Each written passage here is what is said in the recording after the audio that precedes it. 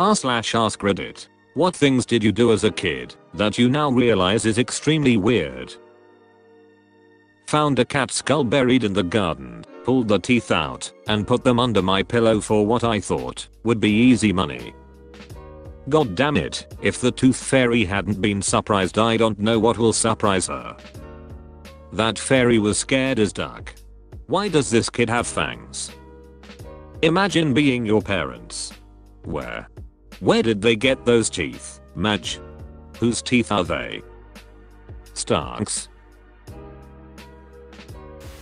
I used to stand naked in my bedroom window and try to stay as still as possible so the neighbors would think my parents had had a statue made of me.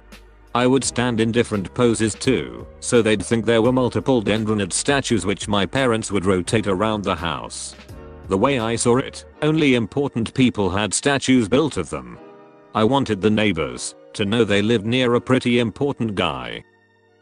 I'm imagining your neighbors in a moral crisis as they try desperately not to look at the new child across the street, but it just keeps reappearing in different places. OMG, I did this too, but I specifically posed like Jesus on a cross to mimic those giant statues I saw in church.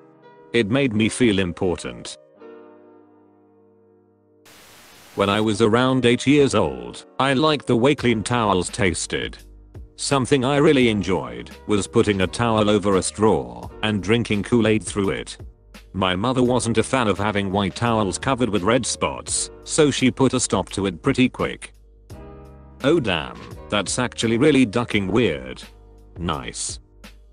I liked how clean towels tasted too. I'd get them wet and suck the water out of them for a nice beverage. Holy shit. I did this too. I would never have remembered it, but after reading this it kind of flooded back memories of wetting a washcloth in the shower and sucking on the water. I don't think I'd rank it, but the taste was very distinct and not like anything else I can think of. When I was a kid, in the 80s, I had very strict teachers. Any form of backtalking, or, God forbid, swearing, would get you a quick slap and a fast march to the head teacher's office to explain yourself. My teacher once sat me down for a talk, as happened fairly often, which was basically her just berating me. In the middle of this she suddenly stopped and told me I needed to keep my eyes under control because I had this terrible nervous habit of twitching my eyes when she was talking to me. In actual fact, I was tracing out imaginary swear words with my eyes. Basically, drawing out things like, shut up, tracing the letters with my eyes, as if they were right in front of her face. I didn't realize she could see my eye movements. I mean, I don't know why, as an adult it's obvious that my eyes were darting all over the place and looking crazy, but child me thought that it was subtle enough that it was unnoticeable, and that I was being super sneaky. As soon as I realized she could see it, I stopped, but looking back, probably the funniest part to me now is how much it must have unnerved her. And she never did know the reason for it. To her, I must have just been the weird kid with the crazy eyes. Oh my goodness, I just tried this with my eyes. I am sorry, but you must have looked insane. This is so funny.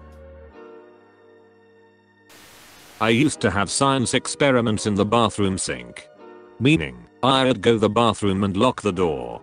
Once in, I'd make sure the sink drain was shut and then proceed to add every cleaner, chemical or shampoo etc. under the sink to the sink in hopes of a reaction. Never got one, but it also never stopped me from trying. In hindsight, I probably could have killed myself if I had mixed the wrong stuff. I obviously didn't it. I did this too. Then got a bunch of headaches and never did it again. Mind you, it did take a couple of headaches for me to realize me mixing random shit gave me headaches. I don't think it was ammonia and bleach, just because of the era and location. Sometime in the 90s, in Ukraine, in a fairly poor neighborhood, I know for sure toothpaste was involved, maybe some iodine, probably some sort of rubbing alcohol type stuff and shampoo. Also, while I stopped mixing bathroom items, I started mixing different foods. Then my friends and I would dare each other to try the mixtures. I am starting to wonder how I survived childhood. The scientific method at work. Thank you for your research. In grade 1 we would sit in a group on the floor in front of the teacher while she read us stories. I would sit at the back of the group against the wall and pull my pants halfway down my bum. I liked feeling the cool ground/wall against my bare butt. I'm probably just sleep deprived, but that's hilarious. I would add several drops of Tabasco to my unsweetened iced tea. I called it Asian tea despite knowing Tabasco and Lipton were in no way Asian.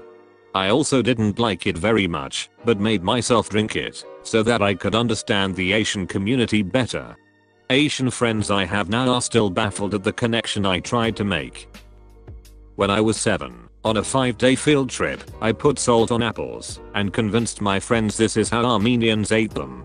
At that time, I have never met an Armenian or had a good idea where Armenia was, but for some reason, I insisted that is how it is done and that, by doing that I am worldly. When I was in elementary school I would use one hand to cover my butt when I showered, because I was afraid that a monster would warp through the bathroom wall and attack my butthole. When I was around 5, I would basically act like a train and follow the lines on the playground whilst also using my hands as those little rail things on the wheels, coupling rods. I would also look directly up when it was cold and use my mouth as a chimney. Honestly, it must have looked like I was insane. I used to eat mechanical pencil lead. No idea how I got into that habit, but I think I enjoyed the crunchiness of it. Did it for a little while, but showed a classmate and she immediately went to the teacher, who then called my mom, who scolded me and told me to stop. Goodbye 0.7mm, you will be missed. Damn, snitches ruin all the fun. Why would you even snitch about that? Who TF cares? See, this kind of stuff is why I don't like kids. Because kids of a certain age believe that if they see something they should say something. Whether it's right or wrong or any of their business, they haven't figured that part out yet. It's for the adults to be their barometer. I used to eat tissues as a kid. My mum found out one day and yelled at me to stop, as any sane parent would do, so I started eating them in secret. Sneaking away with the tissue box to another room to eat a tissue or two. Until one day, when I was about 5 years old, I had to go to the hospital. I had no idea what was going on. All I knew was that I had trouble breathing through my nose. Before my operation I was in the hospital and I overheard one of the nurses say that they just needed to remove the excess tissue in my nose. Naturally I thought that the tissues I had eaten had started getting clogged up in my nose and I never ate a tissue again. I made the realization at 14 that it was muscle tissue in my nose and not the actual tissues I was eating. That was a roller coaster. I made the realization at school in science class and just audibly said, "Holy duck." One person asked me what was wrong. I never told them. I'd like to imagine if you did tell them, lol. Holy duck. What's wrong? I had to go to the doctor as a kid because I had a hard time breathing and I overheard them saying they just needed to remove an excess of tissue. I used to eat tissues, so I thought I had a literal tissue build up in my nose. Wait, what?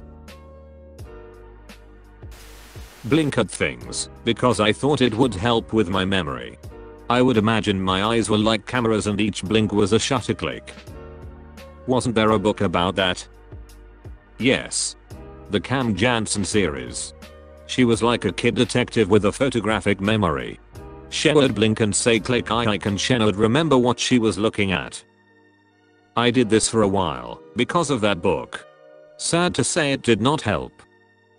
I genuinely tried it as well and it did not help. I have this memory of her at like a fair or something, and she used her technique to try and figure out how many candies were in a jar for a guessing game. I remember trying to do that as well and yeah, it definitely did not help. For much of 2nd grade, for some reason, my parents let me pack my own lunch. I had 2 sandwiches of choice. One was what I called a triple butter sandwich, peanut butter, apple butter, and butter. A little strange, but okay. The other was a lettuce sandwich. White bread, mayo, and a few leaves of iceberg lettuce. I have no idea how they let me eat that for most of a full school year. I always felt bad for doing this, but all through middle school I would bring plain white bread, untoasted, with only butter. Comparatively, yours sound totally reasonable. When I was 4 or so, we lived in a flat in the USA that had this massive concrete structure behind it. I've no idea what it was, but at the bottom of it was at least a foot of dank water, trees, etc. I was convinced it was a swimming pool and begged my mum to let me swim in it. "No, absolutely not," she said. "It's full of snapping turtles, and they will snap off your fingers." I also wanted to eat all these berries that were on local bushes. "No, absolutely not. Those are poisonous. They'll make you very sick and then dead." Clever me, I put the two ideas together and thus spent that summer throwing poison berries into the swamp structure in order to kill all the turtles. 4 years old, stuck on murder mode for 3 months. It might have been a foundation from a torn down building that still had the basement. There's a thought. It's been a mystery to me for years.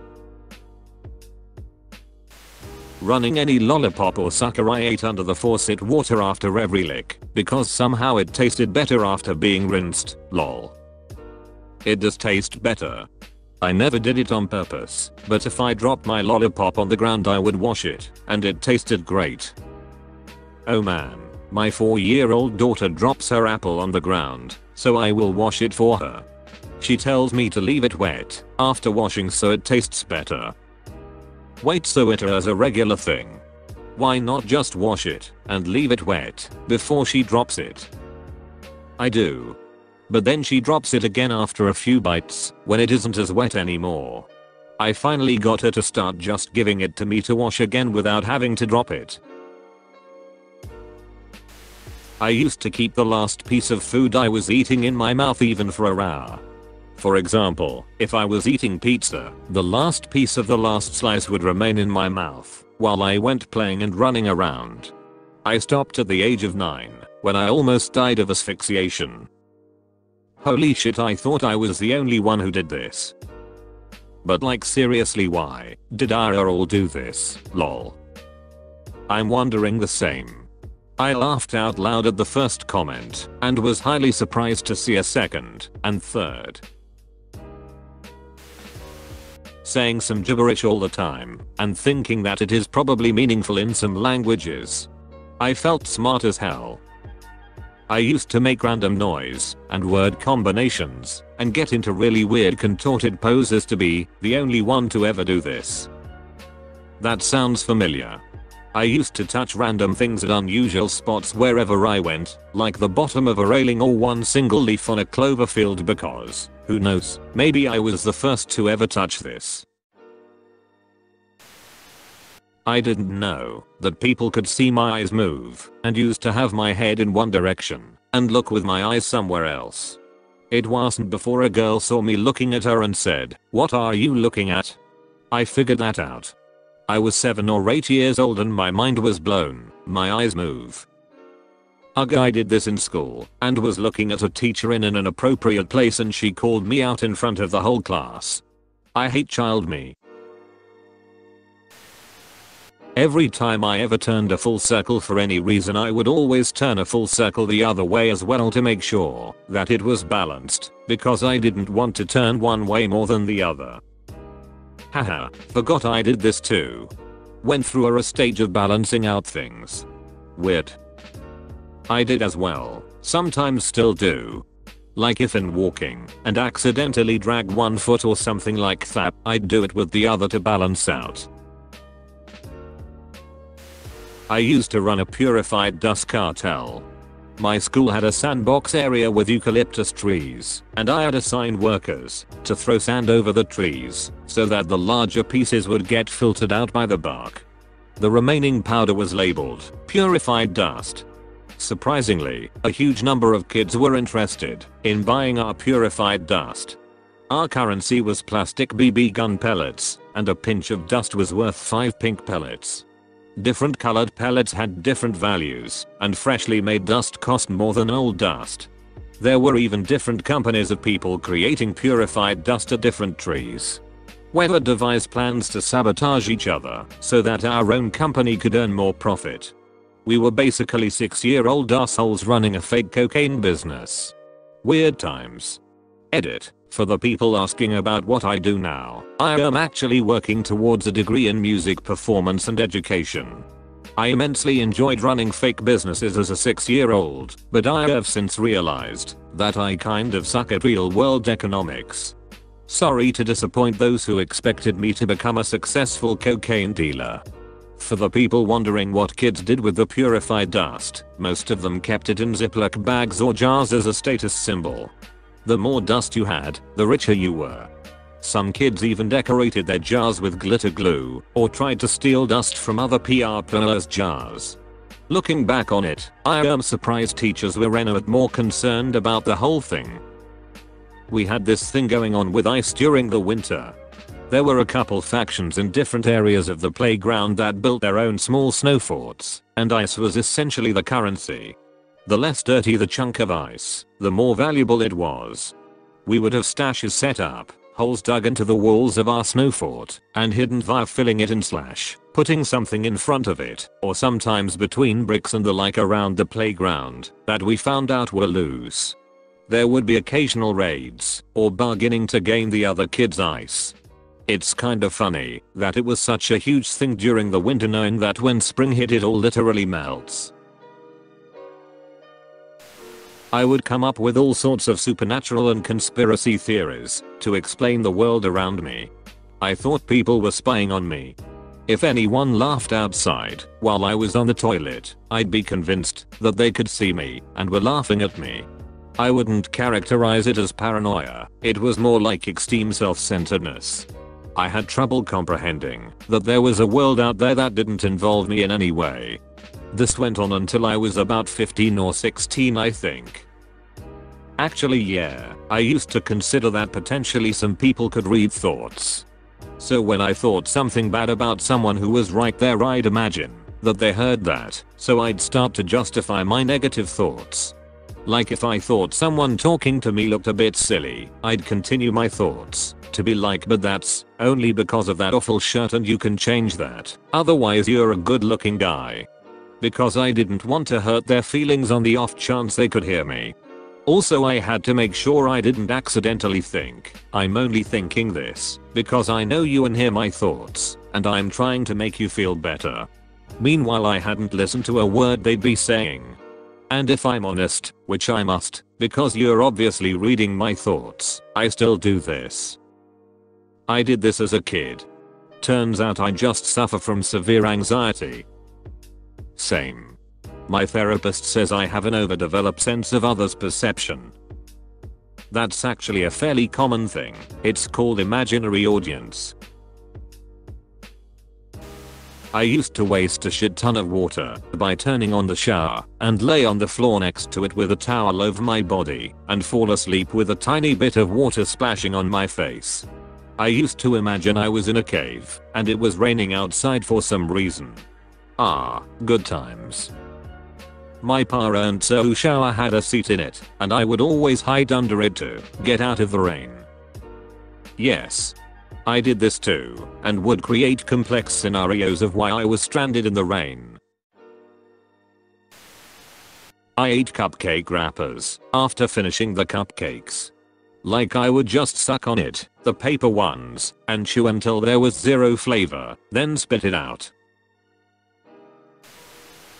I once wandered out of the open back door in the townhouse we lived in when I was 5. Found the biggest pit bull I could and made friends with it. Unfortunately, when my dad came to collect me, the dog was not so happy about it. Said the dog chased him away and he had to talk me into coming home from a distance, lol. He still swears to this day I have magical animal powers. You're a Disney prince or princess. Pooped my pants, then picked the poop out of my underwear and hid it under the sofa, so my parents would not know. This makes me not want kids. I for some reason had one mission as a kid. I would try my best to make people believe I was the smartest kid ever. I would talk gibberish to make people think I could talk another language. I would also make words up to give the impression that my vocabulary was so advanced. But it all backfired when I lost the spelling bee in the first round. Then I failed first grade. I was a sad kid. Isn't it called spelling bee? Sad face. Oh no, it's happening again. I like the taste of rock. My mother told me I used to pick up rocks and taste them when I was 3. I wonder if I ever had my own gourmet and if I had different types of meals like bricks and stuff. You should study geology. That's how you identify some of them. Yummy salty rock. I went on a geology field trip in university and they said, now just take a bite and feel the difference in your mouth between the silt and clay grains. So, yes, geologists are weird people. I did it. Tasted grim. When I was around 4 to 5 years old, I remember I used to sneak downstairs very early in the morning and search for any cups with that half of cold sweet sugary coffee in and drink them before anyone got up. Guess I may have been the youngest caffeine addict in Britain. Edit. Back in the day my parents drank camp coffee. I don't know if this is available outside of the UK, but it's essentially a thick coffee syrup which you use with hot water and milk. I loved it, so much better than instant. Several friends and myself had a fascination with writing in code. We had little pocket notebooks full of codes and deciphering instructions, also in code, and would write volumes of notes between us in code. Notebooks got confiscated by a teacher. We wouldn't tell her how to decode. She tried to get us in trouble. Parents thought it was hilarious. I'm almost 60, and I still have one of these notebooks around somewhere. That is awesome. When I was a kid I always wanted to make my own secret language, but could not think of how to do it. I mixed ketchup and mustard together and called it my secret sauce. I used it as a dip for fritters. I was convinced I'd make millions of it. In high school, I would mix ketchup, mayo and mustard together for fries. I still stand by it, that thing is good. Do this, but add a dash or two of Worcestershire sauce, takes it from good to great. I would go out to my local cemetery and talk to dead people. I would find someone whose anniversary it was, either birth or death, and just wish them well. I don't think it's weird now, I still do it, but I definitely thought it was weird at the time. I did this as a fully grown adult at the Ground Zero Memorial. They put flowers in everyone's name on their birthday, and once I learned that I had to walk around the entire thing, look for the date and touch the name, while wishing them well. It was quite emotional. There were spiders and mice in my room which totally freaked me out, so every night, before I went to sleep I'd whisper a report of what the weather was outside to encourage them to go outside, rather than stay inside and bite me in my sleep. That is so cute. Rather than wanting them to be killed, or refusing to sleep in your own room, you just told them the weather instead. Super cute.